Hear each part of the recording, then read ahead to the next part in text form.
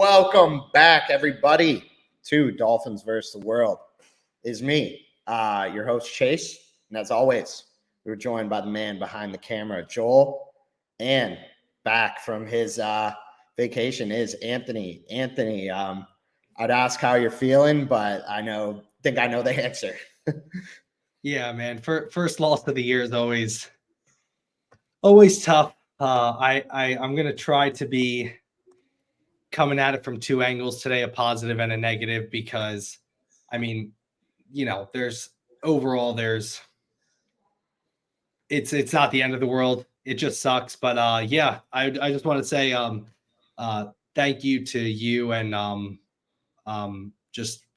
forget. I wanted to say Marlon. Okay.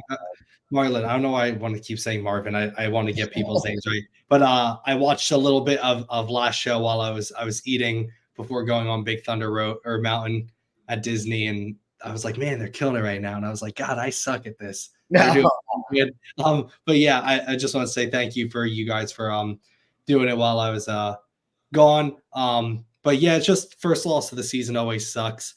But it's not the end of the world, but definitely just it's just upsetting. We'll get into it, but 3-1.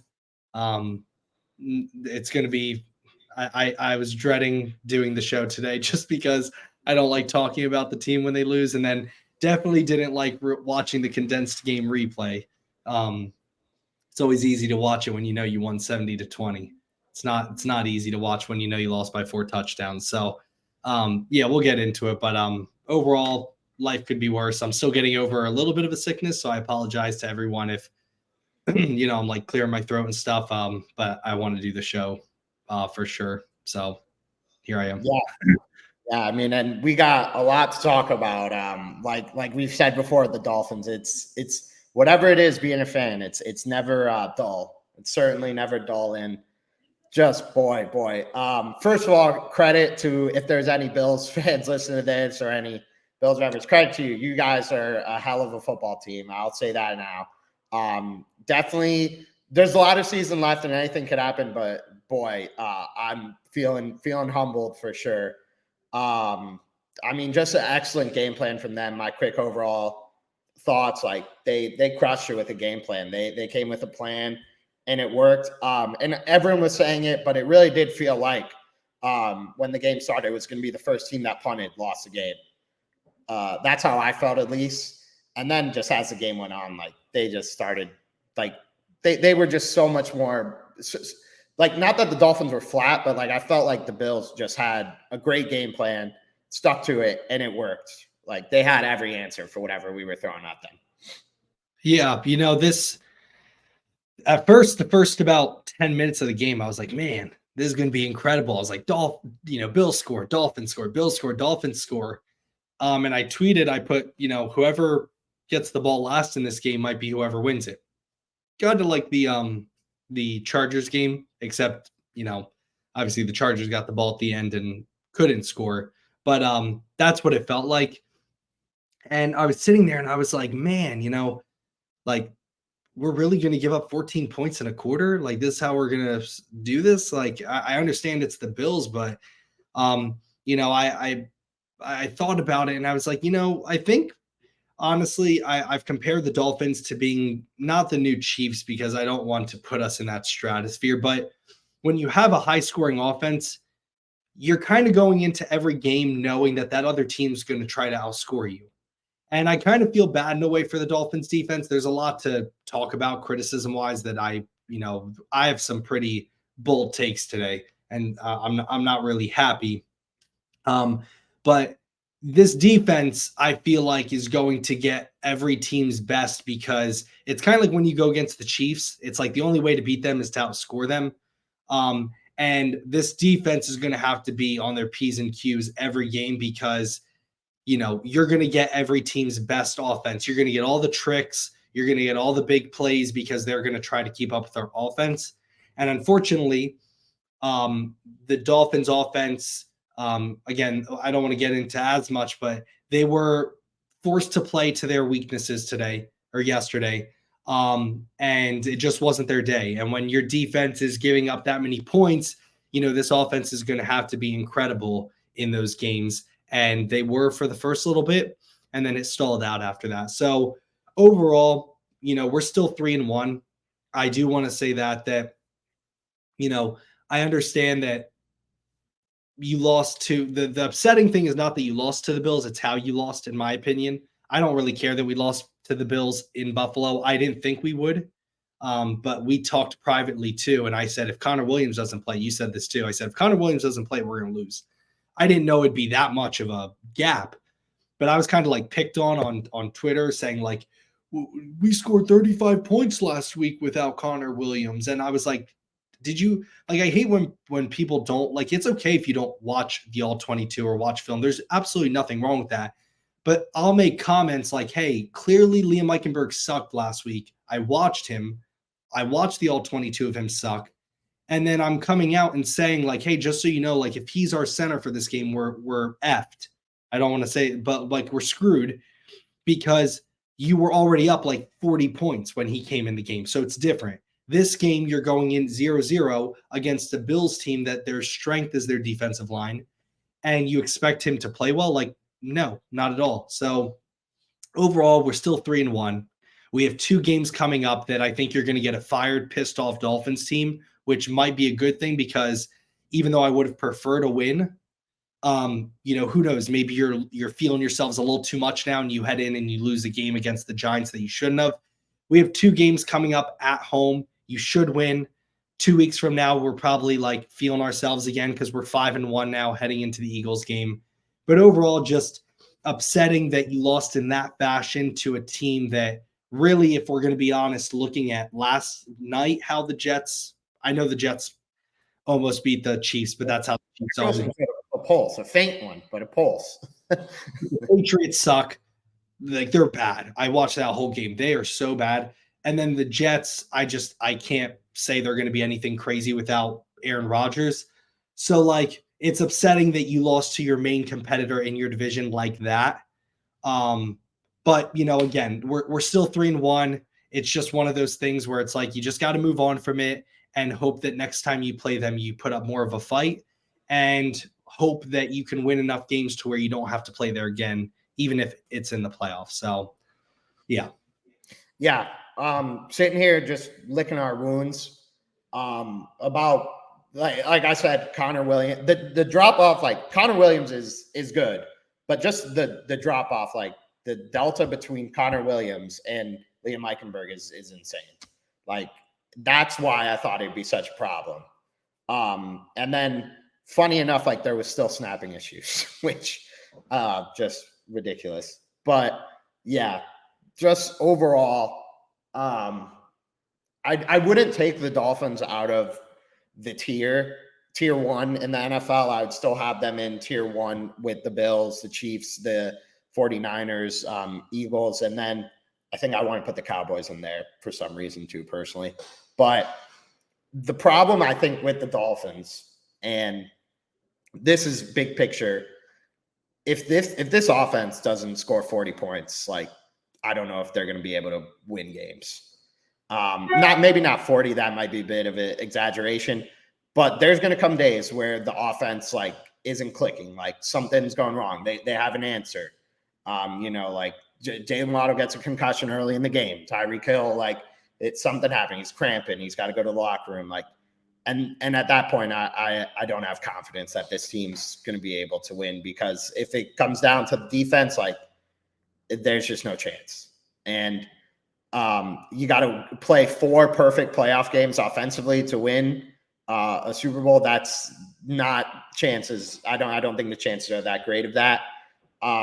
Here's just an interesting stat, and we'll get into it later when we're talking defense. But the Dolphins currently, I think this may have, I don't know if this was before the game, but certainly after the Bills game, they have the worst success rate in the NFL on defense, worse than the Denver Broncos, who we put 70 points on. That's really, really bad. That's incredibly bad. Like this defense, and I was thinking it was going to be good before the season. I'll be the first one to put my hand up and say I was flat out dead wrong. This defense may be bottom 5 bad. I don't know quite if it's that bad, but it's if it's not bottom 5, it's bottom 7 bad. At least right now. At least yeah, right now. Obviously things can change, but right now we're a bottom 5 defense. I think even statistically too, we're a bottom. I think we're the 25th defense.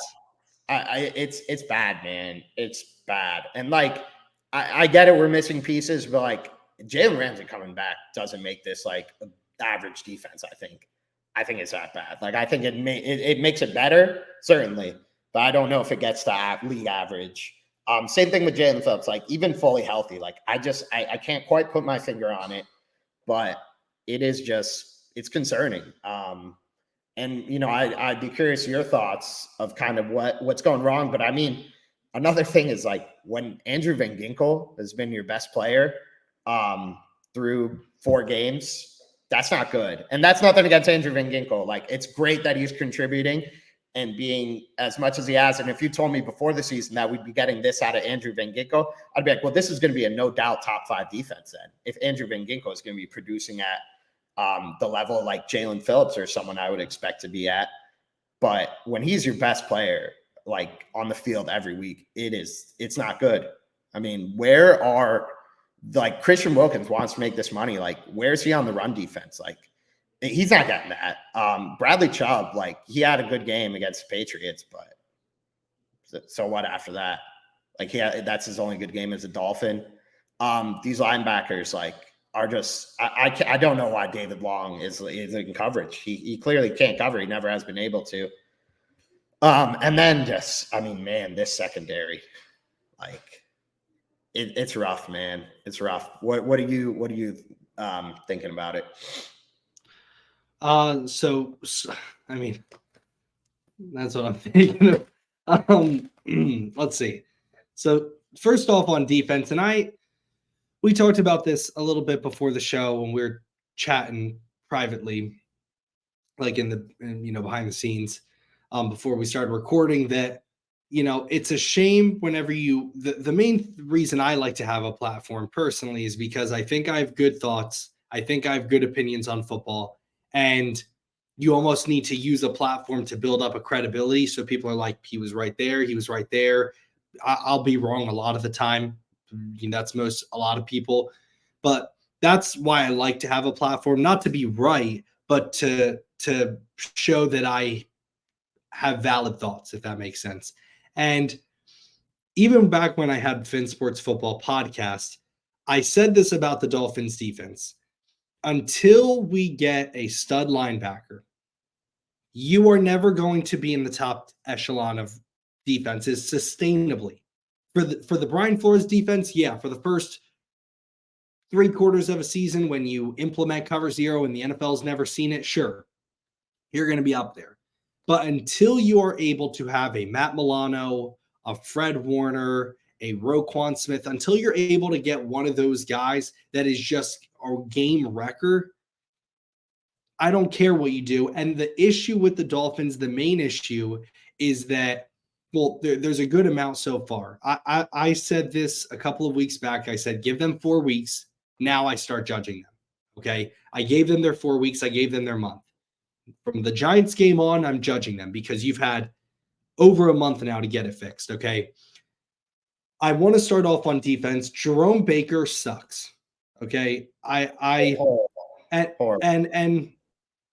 I have an issue with this notion that because I don't play NFL football, how dare I say that about someone?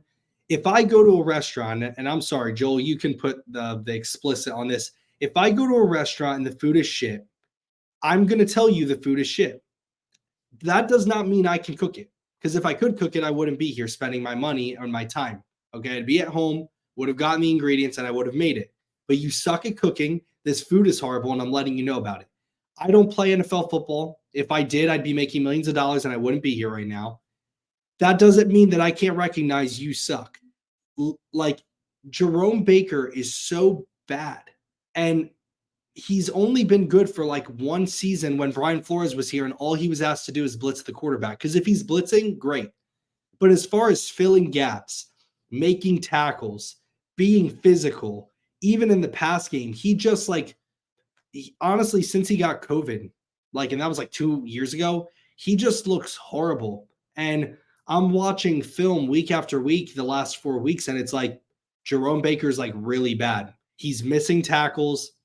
He is missing assignments. He looks lost. There's no energy. Your linebacker, to me, I know in today's NFL you can't do it. My linebacker, my job is to keep you down and not actually down, like kill them, keep you down permanently to where like you don't want to get up. You don't want to play football ever again. That's what I want my linebacker to have. David Long at times can have it in the run game. Jerome Baker just doesn't have that. And there's no physical. And I think that's the tone setter. And when your leading tackler is your safety and your best tackler after that is your cornerback, Cater Kohu, both of which had horrible games, there's an issue. And there was no fight from this team on defense, I didn't think. I put, where's Wilkins? You want $24 million a year. The reason he's not getting that, number one, is because he's not good enough to get it. But mostly, until you can prove in the pass game that you can get consistent pressure, you're not going to get that money.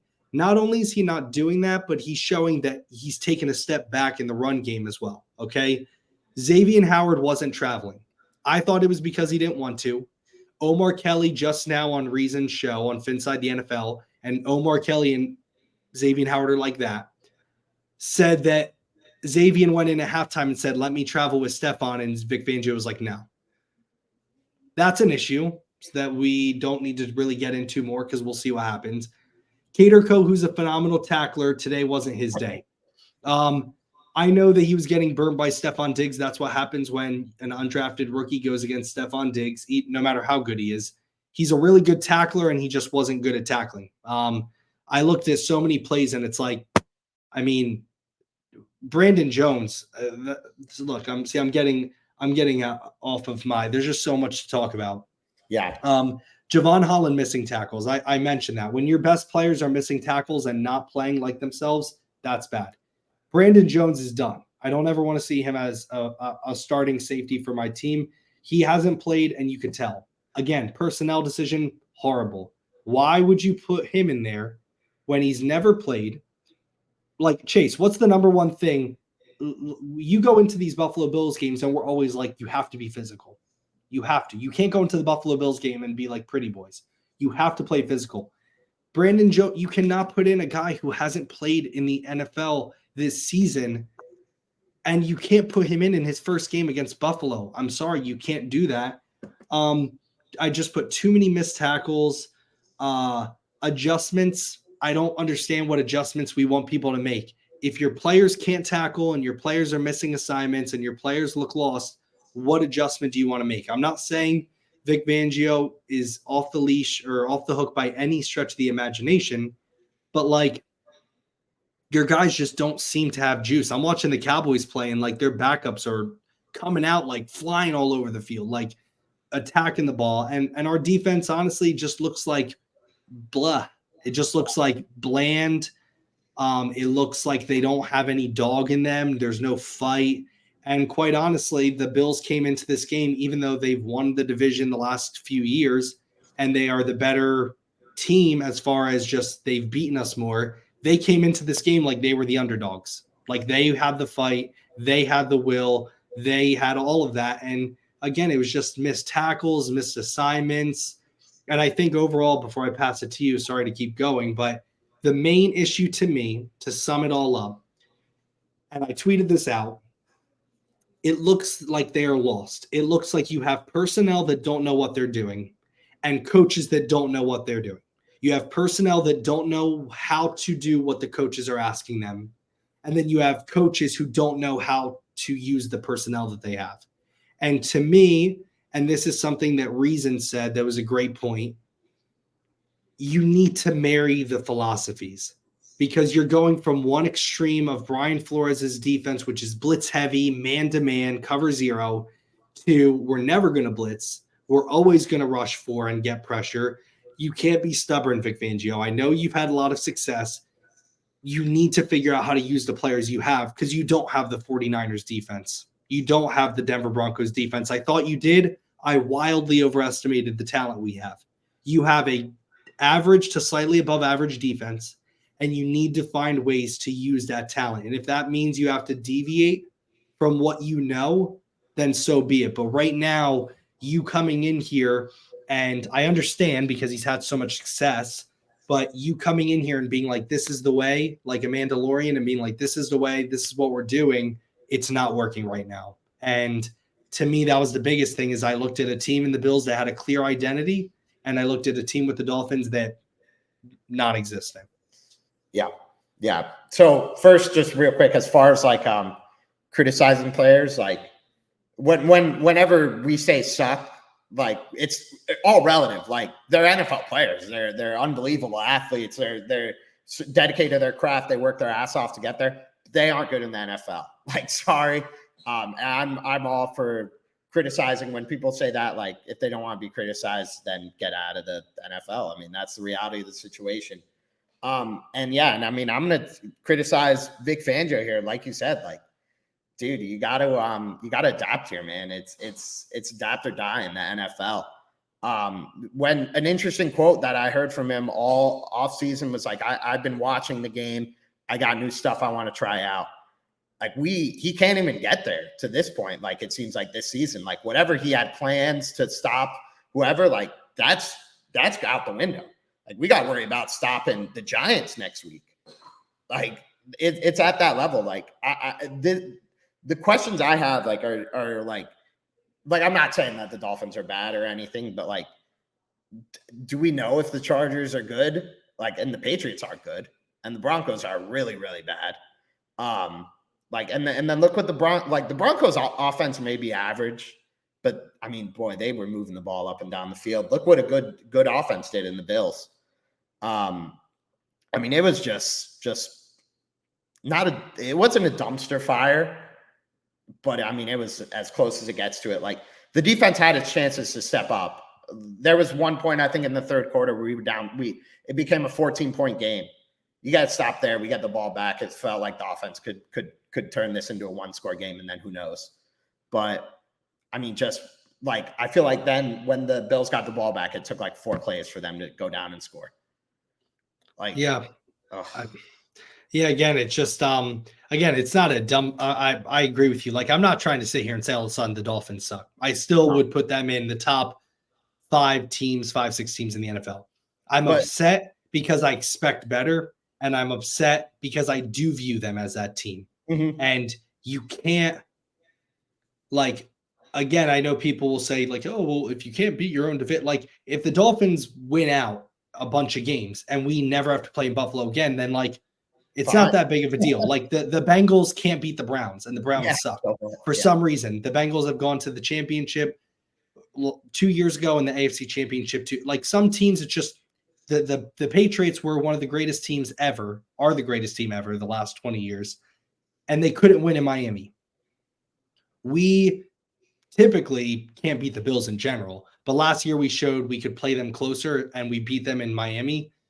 And again, I don't want to put too much pointing for like a right. I don't want to put too much into, oh, you lost in Buffalo. It's just the fact that, like, especially for me, it's accumulation of everything we've seen the last 3 weeks, and then it happened against the Bills where it's like, I mean, again, the first week was the first week, but then like you come out in this game and it's like you there was not one point in this game where like it looked like the Bills couldn't do whatever they wanted other than like what 1 or 2 drives. I think it's like, and I was like, that was awesome. Like we finally, like we didn't adjust. Like I don't know, but I mean, like you said, it's hard to adjust when you're just getting your teeth kicked in.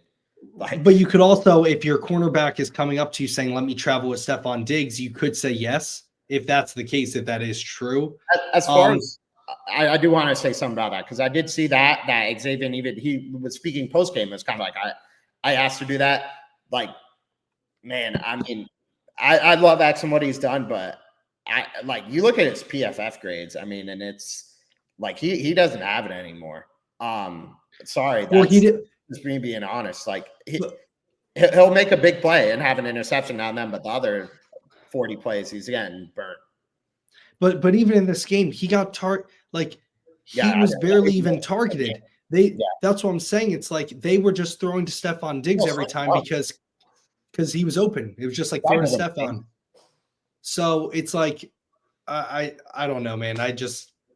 again, the defense to me has been the most upsetting thing, maybe in the NFL, other than like the Jets because of Aaron Rodgers. But it's like so much hype with Vic Fangio, and I understand it's a new system, but that's why I get mad at Fangio, because this is why you're getting paid a lot, is because if it's not working, you should know how to fix it. But I'm not giving the defense a pass. I don't buy this bull crap of, well, we need time to adjust. I'm sorry, Jerome Baker. You've always sucked. This is not, you've always missed tackles. You've always not been physical. You've always sucked in the run game. It's not, don't blame it on this new system. Like that's BS. Christian Wilkins, you want 24 million. What new scheme is there for you? 4 weeks has he done to even justify a number remotely? This is your fifth year in the NFL. You should know how to stay in your gap. You should know how to rush this isn't new to Vic Fangio. That's why I get upset when everyone's just like Vic Fangio. I'm upset because it seems like there was no transition into the scheme. It was just like, here's my scheme. And it's like, okay, well, we don't know it yet. But I don't buy this crap. Like, players have to play. And at the end of the day on defense, it's not about you having a vanilla defense or anything like that. You just don't look physical. Kader Kohu, tackle Stephon Diggs. He's right there. Tackle him. Brandon Jones, help, for the love of God. Brandon Jones just came over and gave him a pat down at the airport. Tackling air down, not looking that's like Pee-wee stuff. They're teaching you at the Pee-wee level, how to tackle. It's not it's scheme issues. It's again, football 101. The first touchdown, right? Justin Bethel. It's I don't know what you want Vic Fangio to do. He schemed up a great coverage. Justin Bethel bit on the flat route, and Gabe Davis ran a wheel route and just burnt him. You couldn't tackle Stephon Diggs, and he went 58 yards for a touchdown. David Long and Jerome Baker just look lost in the run game, and Latavius Murray runs through for a 45-yard gain. What? There's a pass interference call that, in my opinion, was BS. But hey, I don't want to get started on the refs because that's every week. But a pass interference call that it's just one thing after another, and it's just, again, if you're going against the Bills, it's maybe they were feeling themselves too much. And that's honestly a positive I have. I don't know why, but part of me is good, I'm glad you got your asses kicked. I don't know why, and I don't know if anyone else feels that way. But halfway through the game, I was good, keep going, Bills. Destroy them. I don't know why I felt that way, especially in the fourth quarter. But and Tua said this, y'all were feeling yourselves way too much. I know you scored 70 points. I get that. And that's incredible. But the Bills have owned you. You need to go out and you need to destroy them. I'm not saying destroy them blow them out, but you need to prove a point. And they came out like they were playing the Carolina Panthers. Yeah. So, again, I'm glad they got humbled. But, there was just a lot in this game where it's just guys, what are we doing here? Are we playing the Bills right now? Or because I thought this was not a must win, but I thought this was a statement game. And there's a statement, all right, you're not the best in your division. That's what the statement was. Yeah. And then I got just one thought, and then if you got any more defensive thoughts, I'll let you get them out, and then we'll switch over to offense because there's plenty to talk about too. But the Bills lost the first game, not in embarrassing fashion, but they lost, and they look like everyone was doubting them. I mean, and that was just 3 weeks ago. Everyone was like, "Are the Bills broken? The Bills are done. This, that, whatever." They got off the mat the next week, and they beat the crap out of the Raiders. Yeah, they beat the crap out of the Raiders, a terrible football team. Then the next week they go and they handle the Commanders. They hold them to 3 points. Impressive. That the loss maybe for them the best thing that could have happened. That's what they needed. They needed that to get a reality check. And I hope that's what it is, because it's all about how you respond. Now this is the first bit of adversity we faced this season. And I mean, God knows last season we faced plenty. So I don't have a question about this team bouncing back from adversity. But so, it's what you're made of. It's how do you get off the mat after you get punched? And the Dolphins got punched in the mouth big time. Yeah, and again, this isn't last year 3-1. Last year's 3-1 after that Cincinnati game. A bunch of us were I don't even want to watch football right now because it's just scarring almost to see that happen to a player. Same thing with the DeMar Hamlin thing. It's I was in a different mindset last year when we were 3-1. Tua is healthy, which is important. The offensive line didn't play well, which we'll get to, but he still has only been sacked, I think, 4 times in 4 games, which is not bad. But yeah, like, and also with the Bills thing, you know, I don't understand why. Like, what do we expect good teams to do when they play bad teams? Like the Dolphins destroyed the Broncos. We beat the Patriots. The Bills destroyed like, what are they supposed to do? When you play bad teams, you're supposed to destroy them. That doesn't disqualify them. It's not like, oh, well, they beat the Raiders. Oh, well, they beat the Patriots. Oh, well, they beat the Broncos. It's like, no one gave okay, him for those wins, and they right. Right. It's like they beat really good teams. Now, I thought the Dolphins were better than the Bills. I will say that. Like, I was humbled because I thought that we'd win. I didn't think it'd be like 70-20, but I thought we'd win by like, you know, I thought we'd win like last year we saw a last minute field goal, something like that. I had it predicted 33-27. We'd be down a point, touchdown at the end of the game. We win. But I expected us to win because I thought we were just better. I thought we'd run the football more because we can.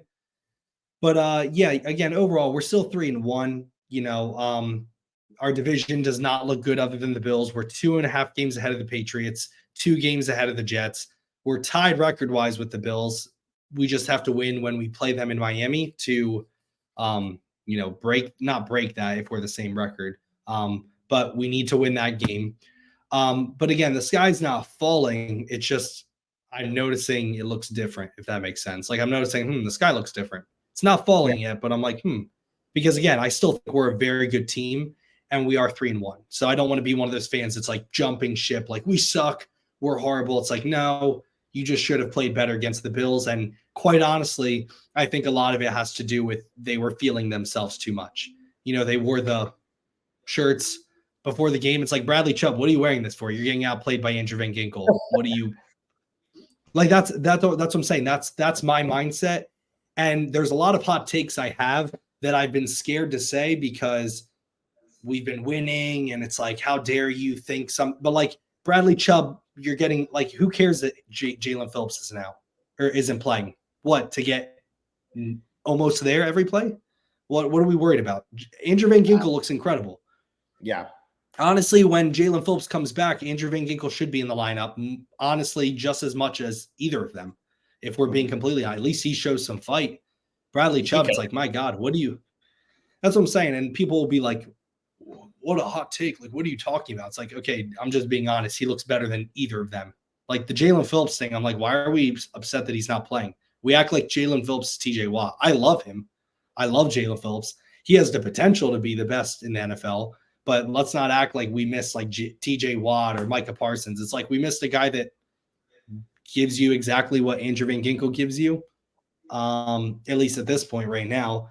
But yeah, anyway, not to get too much already. I expected the Dolphins to play better, not necessarily win, because once Liam was starting at center, which is a good transition now into offense. Once Liam was playing at center, I was like, we're not winning this game. But I expected, damn, we almost beat them with Skylar Thompson. I expected something, some sort of fight, not 48-20. Yeah. And then, as far as offense goes, I kind of just want to talk about scheme real quick. I found it really, really interesting what the Bills came up with. Like, and I would have to watch all 22, and I also don't claim to be a defensive genius or offensive genius, know what the coverage is this, that, and the other. But just from what I saw, like when the Dolphins, they weren't fooled by the motion. Like they took their time, they watched the film, and they exactly knew how to attack it and how to exploit it. Like the reverses, or not reverses, but the play action, like kind of reverse. I don't know. I'm not articulating this well, but they would do a really good job of when we'd have these naked bootlegs, just having the corner knew once you see this, you blitz, like you go right at him. And then same thing, like I said, with the motions, like they weren't fooled by it. They wouldn't let Tua's eyes lead them to the wrong place. I'd be curious to see if the Bills not solve this offense. I don't think by any stretch of the imagination they did, but I think some of the plays that have been bread and butter working very well are going to be difficult to work now, just because of the way the Bills decided to key on a few of them, like the pulling guard that we do on pass protection. Like they saw right through a lot of that stuff. They weren't fooled by the play actions. I got to tip my cap to Sean McDermott. He thought he executed game plan well. I think even if the Dolphins were sharp and playing their best game, I think their defense still would have came up with a few stops. And I don't think our defense would have at all the way it was playing. Yeah. Well, Sean McDermott has always been known. The Bills defense is honestly what I thought the Dolphins were going to be. They are masters in cover defense. Like, if you want to know how to play cover defense the proper way, you watch the Bills tape. And you're exactly right, where they were just very disciplined. They didn't let Tua's eyes fool them. They stayed where they were supposed to. And I see some people that are like blaming this on Tua. Was it Tua's best game? No. Like, he was not the reason we lost. In fact, I thought for what was there, he actually did a pretty decent job. You know, I thought schematically, it was kind of like a Chargers game last year, which, if we're looking at it as a positive, the Dolphins they didn't get figured out, but early on, we never saw this last year where they kind of got figured out, where they had a pause. Mm-hmm. And I trust McDaniel to know how to, again, I'm not going to act like because we lost, McDaniel sucks. I see some people are like, oh, yeah, we all knew this was coming. McDaniel sucks. I'm like, what are we? McDaniel will be like, oh, okay, this is how they attacked what we've been doing. And I have a whole season now to where I can zag now. And I trust him to. But yeah, McDermott, just absolute masterclass. He did a great job. I thought the Dolphins were not patient enough with the run. It's hard to when your defense is giving up 21 points in a quarter, or you're giving up 31 points in a half. But, you know, I just overall, before I get into specifics, and you can address after I say this, but the Bills forced Miami to play to their weakness. And the Miami Dolphins' weakness is throwing outside the numbers, because Tua is an absolute assassin inside the numbers, and that's his strength. And that's perfect. Obviously, he's playing great, and he's still a top 5 quarterback right now to me in the NFL as far as he's played. But just like every quarterback, there are certain things that if you force them to do this, it makes them uncomfortable. For Justin Herbert, it's game-winning drives. For Kirk Cousins, it's playing at, prime time, anything but 1 p.m. Eastern time. For Tom Brady, apply pressure on him. He was horrible if you hit him, even if he already threw the ball, it would frazzle him. For Tua, it's forcing him to throw outside the numbers. And I thought Sean McDermott and them did a great job at staying disciplined, hit your landmarks, force him to not move you with his eyes and get those easy completions, throw outside the numbers, throw the checkdowns. And also on top of that, the Dolphins got into a lot of 3rd and longs. And when you have a team that has when they predicate themselves a lot on play action, a lot on motion, that doesn't work on 3rd and long. We all know you're throwing the football. And I've said this for years, or not years. I've said this since like the middle of last year. The reason this offensive line looks so good is because it's hard for defensive players to just pin their ears back and rush the quarterback, because there's so much motion in disguise. When you're in 3rd and 7, there is no play action. When you're in 3rd and 7, there is no, trickeration. What if it's a jet sweep or something? Like, no, you're going to throw the football and we know it. And again, I thought the Bills were just really disciplined and they just played more physical. That was my overall take. When I looked at everything, I was like, oh, well, that's the issue, is that we were in 3rd and long a lot. And they didn't give us any of these easy completions over the middle. They were disciplined. They said, don't follow his eyes, hit your landmark, and trust that we're putting you in the right spot. And they knew their assignment to the T, unlike the Dolphins. And they exactly knew what they were supposed to do, when they were supposed to do it, how they were supposed to do it, and they executed it perfectly at points. Right. Now, oh God. Let's get into the offense real quick. Real quick, because I won't say a lot, but I thought that, like I said before the season, I think I said this because this is what I've been thinking all season, is that the biggest problem is depth, like with this team. And there were so many prime examples in this game how bad the depth is and how it's going to handicap this team. Prime example one that you'll get to, Liam Eichenberg.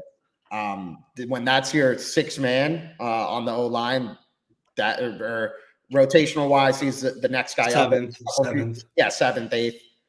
That's a problem. Big time problem. Brandon Jones, liability in that game. The depth is concerning, and that's not something you can. I mean, look, they had to sign Eli Apple off the street as a depth piece. Yeah, there's problems with the depth here, and not saying that any team has great depth, and most of the NFL doesn't have depth.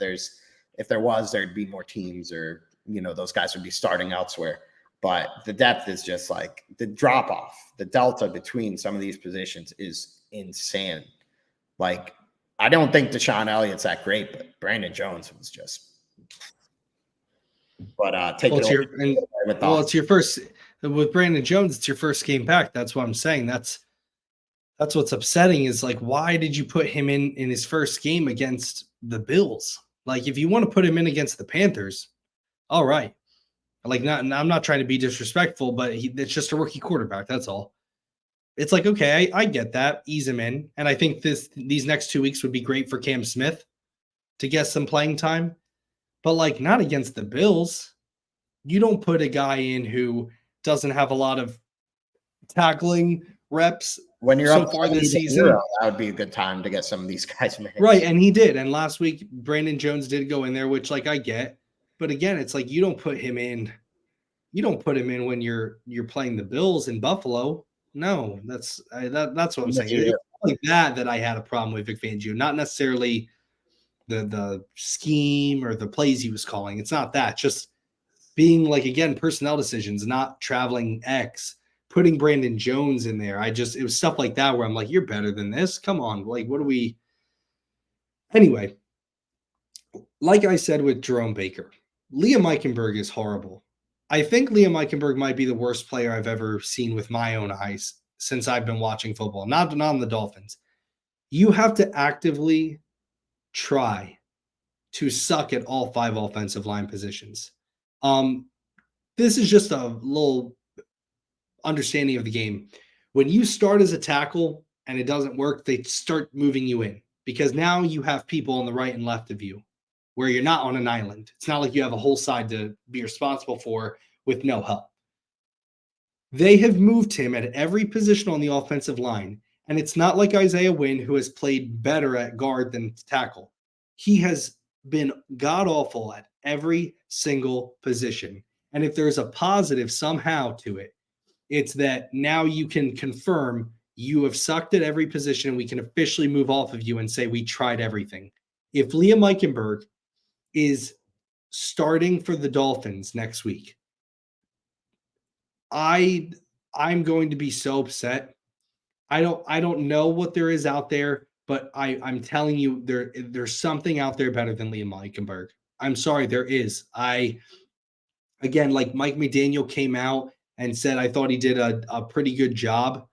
I thought he did all right or something for his first start at center. I'm telling you that's BS. There's no way someone as smart as Mike McDaniel can look at the film and ever start Liam Eichenberg again unless he's being forced to by the upper management, which I believe is a real thing, or there's just no other option and he, like Robert Jones isn't ready and there was no other option. There's no way that any human being who knows anything about football can watch what Liam Eichenberg did on film and say he should get another chance in the NFL. He should never be a starter in the NFL. If you want to try him as a backup and groom him on a different team, hey, knock your socks off. But he should never start for an NFL team ever again. I'm sorry. Congrats. You worked your ass off to get to here, but this is the end of the road. This is the end of the journey. You might have done great in high school and you might have done well in college, and you might be a better offensive lineman than I'll ever be. I'm judging you based off of other offensive linemen, and you ain't it, Chiefy. So I'm going to tell you that he's really bad, and it's really hard in the NFL to go 0 for 5 in positions on the offensive line and not be at least average at one of them. And then real quick, before I pass it over to you to talk about the offensive line, This is another hot take that people are going to get upset with, and I don't care. I don't view Teron Armstead as a part of our team anymore. I'm just going to say that right now. Teron Armstead is a non-playable character in a video game that is the good guy that comes in for like a big boss fight and helps you out. And you're like, man, you're really powerful. And then leaves. And you're like, you never see him again until like this random mission. That's Teron Armstead. I'm not counting on him for anything this season. Kendall Lamb is your left tackle. And when Armstead's healthy and he can give you a game or two, he'll come in. But I'm sorry, like, I know the NFL is physical, but you can't even give us 2 weeks. You can't even give us 2 weeks in a row of play without getting injured. You played in the preseason. I think or not you practiced in training camp. You got injured. You missed the last like 2-3 weeks of practice. You missed the first 2 weeks of the season. You come back. You play a game against the Broncos where I don't even think they had him in at the end because you're winning by 50 points. And then you get injured in the second game. So like I'm done with like I'm not Teron Armstead's incredible. I'm not saying he's not good. But me as a fan, Kendall Lamb's my left tackle. And if Armstead can come in there and for 20 million, whatever he's making, can give you 1 or 2 games at a time, awesome, yippee. But he's not to me a he was already not reliable, and he's taken it to another level at the Dolphins. And it's just like, I mean, come on, dude. And then they'll ask him to take a pay cut, and it's like the NFL, how dare they ask players to take pay cut? But if he was playing well, he'd ask for a pay raise.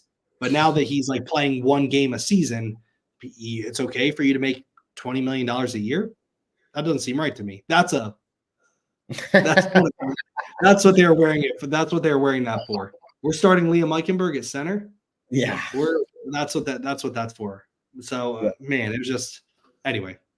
Yeah, I hear like anytime you lose 2 starting linemen, it's gonna be a tough game. But like you said, like Teron is very unreliable at best. Moving towards like, can we trade him? Because I don't recall who was out there when he was signing, but this was like a known thing. Like this, it's not like, whoa, how is this happening all of a sudden that he's getting hurt every other week? Like last year he didn't practice once. Like I don't like what is going on in the offseason. Like there has to be something like he can't be going to like a medical professional and they're like, dude, like your muscles, they just aren't like everyone else's. Like you're gonna get hit and they're gonna tear. Like something has to be solvable here. Like if you got to put them on ice for like a year or for 10 weeks before the season, do it. Like get him healthy. Like there has to be a solvable problem here. The final answer can't just be, well, we'll put him in week 3 and hope for the best, hope for 4 weeks, and then he'll get hurt again, and then maybe he'll come back in the playoffs. Like that cannot be. I refuse to believe that is the answer that the Dolphins have here. Like this has to be a fixable solution. It's the same thing last year with like Byron Jones. Like I was like the number 1 Byron Jones like hater last year, and people just kept being like, "Oh, he's going to be back. He'll be back. He'll be back." Like he didn't play at all. Like something like what? How did that happen? And we just had no explanation until after the season. Like what is going on here with our medical staff? Like and I don't know if this is Mike McDaniel or if it's true or if someone in the organization has to be like dead honest because of the tampering or whatever. But like, how is our injury report like 12 more guys on it that are like, I know, and every team is hurt in the NFL. Like, I think every injury report should look like ours, but why are we the team reporting all these injuries? Like, half these guys that like are going to play on game day, like when it's like vet rest with Raheem Mostert, like other teams aren't even putting those guys like on the report. Like, and our injury reports are pages long, like Walgreens receipts. Yeah, I don't know. I don't have the answer because I don't know how that works. I just, again, I'm a personal trainer, so I understand like about training someone and how I don't understand how someone can get that injured all the time. I know It's some actually like bodies just aren't, but I it's just don't get it because I'm like, I don't understand how, I know you're older, but this has always been the case. It's not because you're older now. I don't know how how do you get injured that much? I'm like, what's your nutrition like? What's your sleep like? That's what my mind goes to. But I'm like, I mean, man, you're getting injured again. We can't even count on you to play 2 full games back to back, and you're already injured. It's like, I mean, that it's I would honestly, let me be quite honest. I would rather, and I don't think they'll trade him, and I wouldn't, and I don't even know who would give anything for, what are you going to give for a guy that I wouldn't, but I mean, that money could be, I would much rather have that money and have a middle linebacker and pay Robert Hunt. I'd rather give Connor Williams an extension and go get a really good middle linebacker for the price that he's charging. So Armstead it was really upsetting. And it wasn't that we were down 2 guys, because I think that Kendall Lamb is good enough. I think it's the fact that the center to me will always be the most important position on the offensive line. I understand that the left tackle, or the right tackle is the guy who protects the blind side. The center is the communication. The center is the snapping. The center typically on an offensive line tells everyone what to do. quickest way to You are accuse the middle. You are the quarterback of the offensive line. When your quarterback is Liam Eichenberg, you're screwed. And again, it's not That's that quarterback basically. Right. I said this before the game, and everyone was like, again, they were getting on me, and I'm like, it's okay if you don't watch the film, but I did, so stop. He sucks. He's really bad. And the snapping issues, I'm so happy you brought that up, because I said this last week. I think I said to you privately. I don't know if I said on the show. I get them mixed up. But he had snapping issues. We act like Liam Eichenberg came in there and was amazing. Every other snap was a high snap. I can't tell you the amount of times against the Browns where Tua was jumping up to hand the ball off. Mike White's jumping up. We had 3 snaps in this game: high snap, low snap. Tua's having to pick it up off the ground. You're still getting snapping issues. And I said that during the game over a tweet. I said, oh, if I'm going to get snapping issues, let me get Connor Williams play. Honestly, at this point, I don't care about snapping issues, because you're going to get them anyway, apparently. So give me, because he's elite when he's not snapping the ball. Post snap, oh my God, Connor Williams is a dude. So yeah, I have a lot more appreciation for Connor Williams after this game for sure. I have 2 more things with the offense real quick. Devon Achane is my RB1. He's my running back 1. Devon Achane right now, I just want to make sure. I know in this game, he had over 100 yards rushing, and he had 8 carries. Do you really in this game? I didn't even know that. Right now on the season, I'm about to say this, and you're going to think I'm lying to you. I'm not even joking. Devon Achane right now in the NFL is averaging 11.4 yards per carry. Okay. We were sitting here drooling, gagging over Jonathan Taylor getting 5.1. This isn't like he's gotten 8 carries. It's not like he's getting 8 carries and he had this long. The last 2 games, he's averaged 12.6 yards a carry against Buffalo and 11.3 yards per carry against the Broncos. And then against the Patriots, he had 1 carry for 5 yards, but he has 27 carries. It's not like he has 10 carries and he's man, he had this explosive run. Every time he touches the ball is an explosive run. I mean, we understand? 6th in the league in yards, and he basically didn't get a carry the first 2 games. I think is he 6th in the league?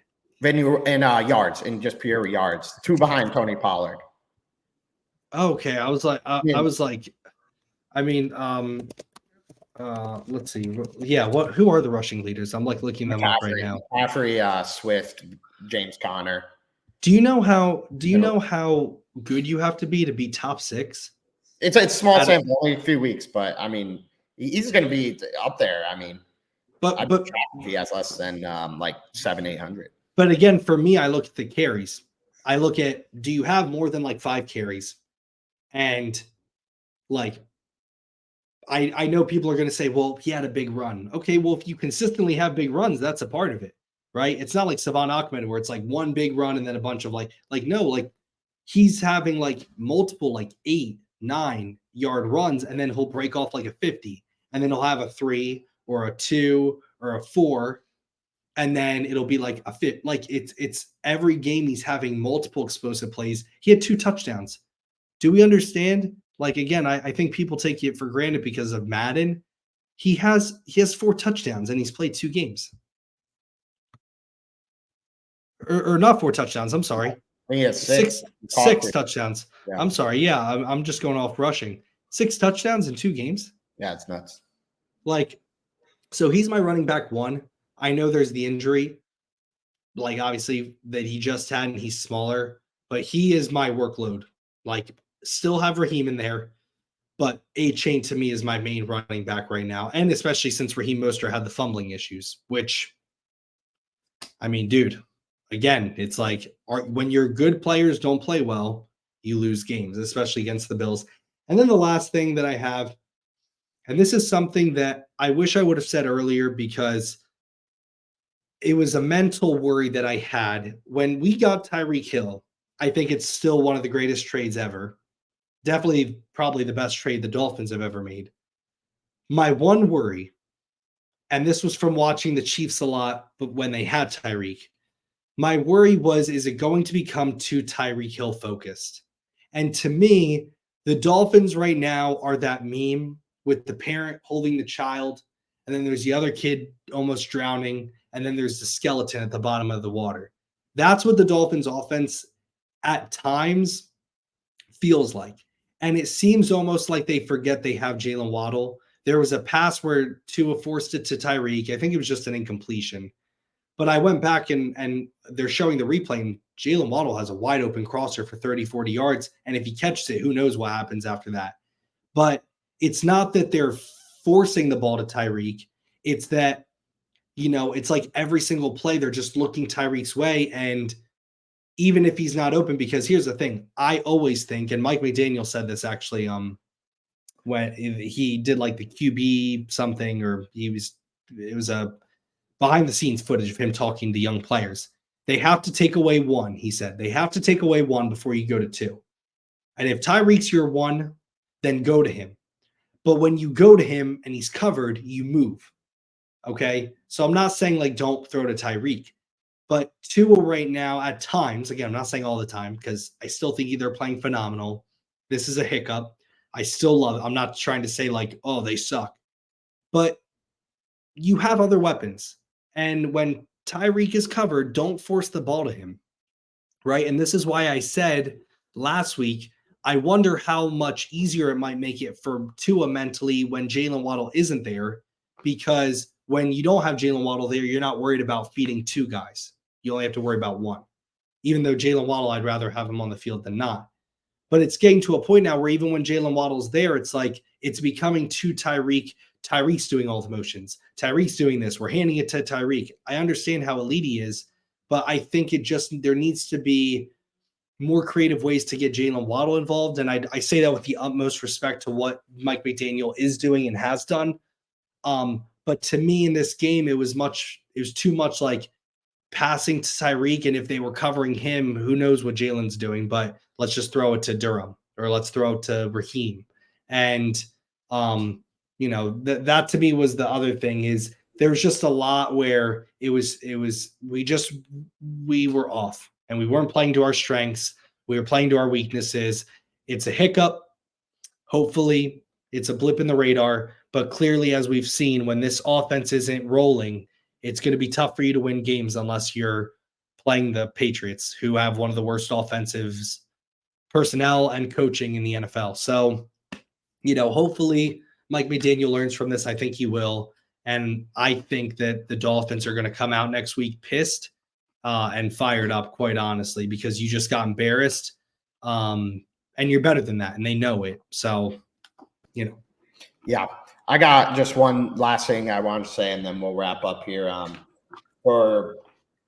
and I agree with most of what you were saying. Also, like when Waddle scored the touchdown that got called back, I was honestly pissed.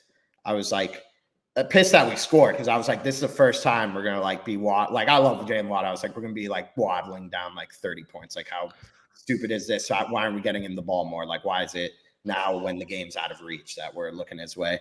But yeah, I just want to say, like, for as much praise as Chris Greer has got, like, he deserves as much, like, to get ripped for like he has no regard for people who are injury prone. Like, he doesn't think injuries are repeatable. Like, he's like, an injury, that's an act of God. Like Teron Armstead, that injury history, I don't care. He's the best tackle when he's playing. He won't get hurt. That's my guy. Tua, it's an extensive injury history. Did not care. Jalen Ramsey has been injured before in the past. David Long has had a history of injuries. He hasn't been injured yet, but like, and then just these personnel decisions, like the lack of depth to just count on these guys to not get hurt is basically what he's doing. Like, and well, I don't think it would be as big of a deal. I just think that, because again, I like Chris Greer a lot. But I think that when you go, so Chris Greer likes he likes to pay a lot. He makes the trade. He's very aggressive, and honestly, he adapts to his coach. He wasn't aggressive with Brian Flores because Brian Flores wasn't aggressive. Mike McDaniel is, and what I'm about to say does not mean he's not aggressive or won't spend big. But Chris Greer likes to shop on the clearance. So he likes to go to the filet mignon that's about to expire today. And he's like, oh, let me get the filet mignon that expires today. But what happens if you get it and you open it and it's already expired because they put the wrong label on it? That's what Chris Greer does. He'll go out and buy the filet mignon regular price for sure. But if he's already budgeted a lot of money and he's bought all this fancy stuff, but he still wants the filet mignon, he'll go get the one that expires today. And that's what he did with David Long. That's what he did with Teron Armstead. He said, I want the big name guy. I want to spend a lot, but I can get him for even cheaper because he's injured. And if that means he misses a couple games, oh well. But I think that typically there's a lot of teams out there, I would say. There's a lot more teams out there, good teams, that don't have as good of depth. The reason you don't know that, though, is because the guys at the top don't get injured a lot, or they play good enough to where, you're not having, like, again, the issue with the Dolphins right now is not that they're top heavy. It's not that they don't have depth. It's that we have a lot of injuries, which you should account for, but also your top guys aren't playing well. So when your top guys aren't playing well, and then you don't have the depth to back it up, that's an issue. And so, it's not so much, there's definitely issues I have with the roster construction. I don't want to make this like a Chris Greer, crap show where I'm just talking crap about him. But I definitely understand where you're coming from, where, I would say there are a lot of times where I'm like, just go get the guy that makes sense. Like, don't go get the guy that's injured. Don't go get the guy who's a project in the draft. And I think there's a lot of times where he doesn't. Jalen Phillips, Jalen Waddle, Javon Holland, Tua, Robert Hunt. There's a lot of times where he doesn't do that. But there are a lot of times where he swings and he misses. And unfortunately, we're seeing right now, especially at positions that matter, offensive line, linebacker, we're being affected by it. And I mean, again, overall, I'm not happy with this at all. Wasn't happy, not because we lost, but because of how we lost. But, I'm going to put this one in the rearview mirror. I'm glad I got 24 hours to think about it. Because again, if anyone's been in a relationship before or hasn't, let me give you a little advice. Before you get into an argument, and this is something that I am constantly needing to work on, give yourself time, because you're going to say things in the heat of the moment that maybe you feel, but you shouldn't say. And I don't want to do a podcast right after the game. But now that I've had a week, I go, a loss is a loss. Guess what? That one loss doesn't matter if it's by 80 or 10. Yes, obviously it's against a division opponent, so it matters more, but you still play them in Miami. And you move on. And you have 2 games now coming up with the Giants and the Panthers that, I mean, again, I'm not trying to predict now and get ahead of myself because I'm not doing that anymore. But these are games that you're probably going to be favorited in, and I don't think that they will be caught off guard. I think the Dolphins are going to be pissed. I quite honestly, I had someone privately I was talking to that said, honestly, we've seen the only way for Mike McDaniel to change is he gets embarrassed. When he gets embarrassed, oh man, he's going to change some stuff. He's been embarrassed on these challenges now for like 17 times. Like let's. I honestly thought this. I thought this past challenge, I was like, that's clear first down. Any other time they give the guy. Well, guys run out of bounds all the time. Quarterbacks and they extend the ball. I thought that it was like iffy, but I'm like, just give it. I mean, what are we doing here? It's like every other time. I thought I did want to challenge that. I was like, he better challenge this. If you're going to challenge it, do it. So I was shocked they lost. I was like, of course we lost. But I'm not going to knock him on that because I only knock him for stuff where I'm like, why are you challenging this? But I 100% would have challenged it.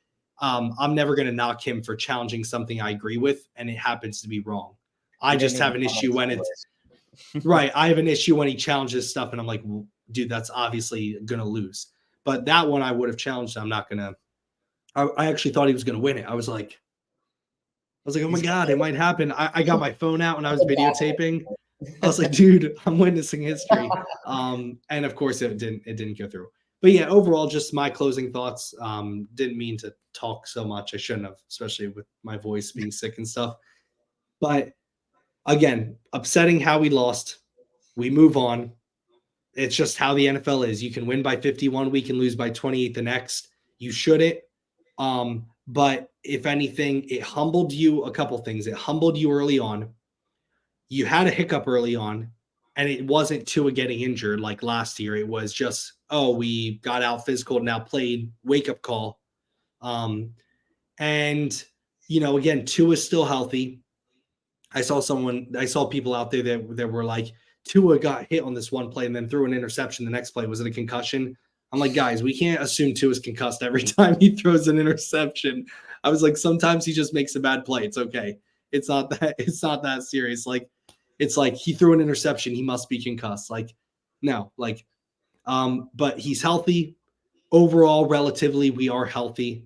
I know that, we have some injuries with Connor Williams, but overall, relatively, we're healthy. I look at the Bills. I'm like, man, you won the battle, but I mean, they lost Trayvon Diggs. Yeah, or Trayvon Diggs, Tre'Davious White, sorry.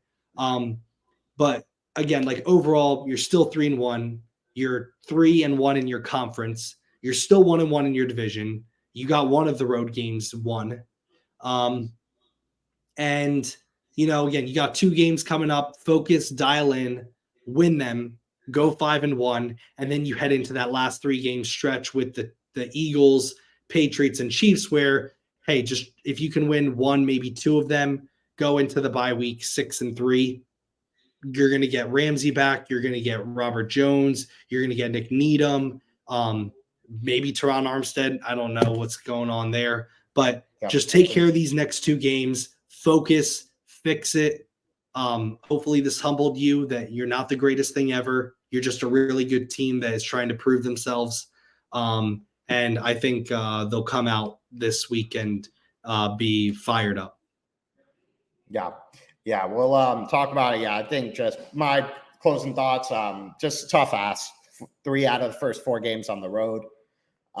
Brutal ass, and the travel was brutal too. To go from LA back to Miami to Massachusetts back. Blah blah blah.